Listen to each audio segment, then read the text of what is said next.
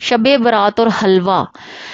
شب برات الحمدللہ فضیلت والی رات ہے، اور اس رات میں جتنی عبادت کی توفیق ہو اتنی ہی عبادت کرنی چاہیے۔ باقی جو فضولیات اس رات میں حلوہ وغیرہ پکانے کی شروع کر لی گئی ہیں ان کو بیان کرنے کی ضرورت نہیں، اس لیے کہ شب برات کا حلوے سے کوئی تعلق نہیں، شب برات کا میٹھے سے کوئی تعلق نہیں، شب برات کا فروٹ اور چاولوں کے ساتھ کوئی تعلق نہیں۔ اصل بات یہ ہے کہ شیطان ہر جگہ اپنا حصہ لگا لیتا ہے۔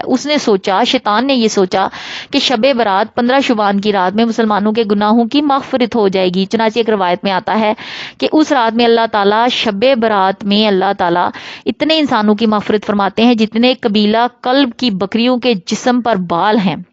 شیطان نے یہ سوچا کہ اگر اتنے سارے آدموں کی مغفرت ہو گئی پھر تو میں لٹ گیا، میں تو برباد ہو گیا، اس لیے اس نے اپنا حصہ لگا دیا۔ چنانچہ اس نے لوگوں کو یہ سکھا دیا کہ شب برات آئے نا تو شام کے وقت حلوہ پکا کے بھانٹا کریں۔